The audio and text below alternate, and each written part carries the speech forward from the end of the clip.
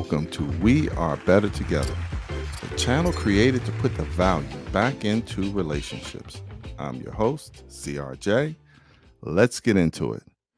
You saw the topic. Is divorce really at 50%? I mean, that's what we hear every day, right?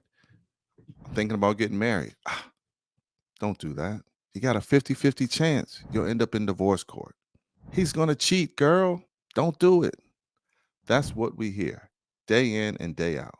But what's the alternative? You're going to live by yourself into your dying days?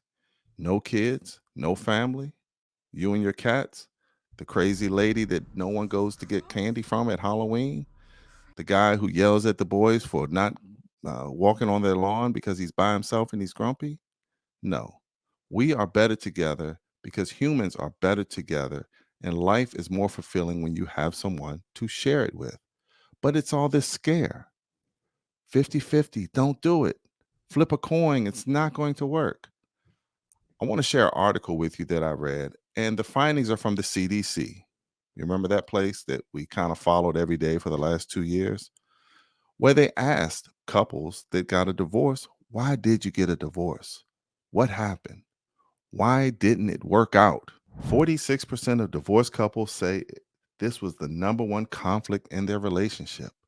What could it be? I know what you're going to say. He cheated, girl. He did it. She ain't nothing. Don't make a hoe into the housewife. You know what it's about. Let's take a look. The biggest conflicts in divorced couples: career choices, parenting differences, division of household labor, blue jobs versus pink jobs, relationships with friends and family, nagging mother in law, boys that want to come and hang out, finances and health choices. Uh, I, I don't see cheating on there. Where's the cheating? That wasn't even on the list. All of these items right here are conversations that you can have up front. These are a couple sessions of therapy. This can be resolved. Nothing here is major. What are we talking about here? I don't see abuse. I don't see cheating. Why are people getting divorced? What's the problem? The problem is people aren't thinking about what they're doing, and they don't understand the commitment that they're getting into. And you know what happens? They don't realize it until it's too late and when it is over. And as you go through the article, you see that only 5% of divorcees say that there was no way that their marriage could have been saved. That means that 95% of them could have been saved. 95%. Think about that. If there was just a conversation up front of what our goals are, where do you want to be, where you're going, if there was therapy throughout to say, hey, this is how I'm feeling, this is how I'm feeling, communicating. It's not perfect. And it's a job, yes, but everything you do is a job. A job is a job. Raising kids is a job. Maintaining a house is a job. It's not something that you just put to the side and expect it just to do. You got to work at it. You got to give what the other person is looking for so that you'll receive what you're looking for. You got to be the value in the other person's life, period. And after looking at this article and seeing exactly that there could have been things, their marriages could have been saved by just some conversations. Nothing on that list was out of the ordinary. So, what are we talking about?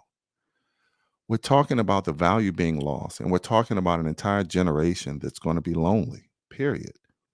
This experiment is not over yet. The women who are in their 60s and 70s right now, if they're by themselves, it's because their husband probably passed away.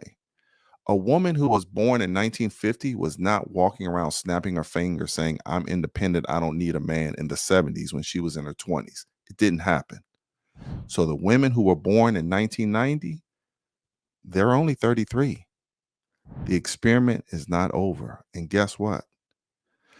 It's going to be a disaster. You'll see in the next 20 years, there's going to be a generation of lonely men and women, mostly women. Why? Because if a man has money, he's not going to be alone. And there's always a woman out there who has less than him. That's why. I hate to say it like that and I hate to put it like that, but it's the honest truth. We are better together as people, sharing our lives with someone else, having someone else to grow with, having someone to share joys as well as pain. And believe me, if you live long enough, you will go through pain. Just my 2 cents as it relates to someone who's been married for almost 20 years now. It is a challenge, it is hard, but it is worth it. And you don't want to spend your last days. And if you do get married and that other person passes and you are by yourself, you still have decades of memories, pictures, videos, vacations, holidays. You really want to be by yourself during those times? Till the next time, think about what I'm saying. Be the value in their life. I'm CRJ. Have a good one.